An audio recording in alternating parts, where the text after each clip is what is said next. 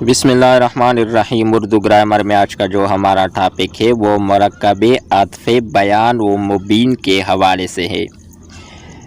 تعریف دے کہ بعض اوقات کسی مرکب میں ایک اسم دوسرے خاص اسم کی وضاحت کرتا ہے اور یہ دوسرا اسم پہلے کی نسبت مشہور ہوتا ہے۔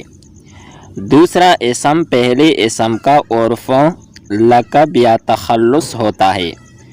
اسے واضح کرنے والے اسم کو عطف بیان کہتے ہیں اور پہلے اسم کو مبین کہتے ہیں۔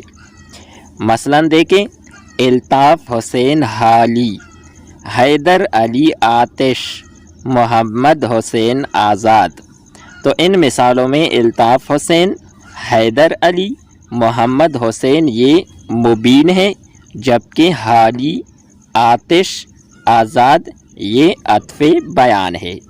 یہ تھی ہماری آج کی ویڈیو جو عطف بیان و مبین کے حوالے سے تھی۔ نیکسٹ ویڈیو کے ساتھ دوبارہ ملتے ہیں۔ خدا حافظ۔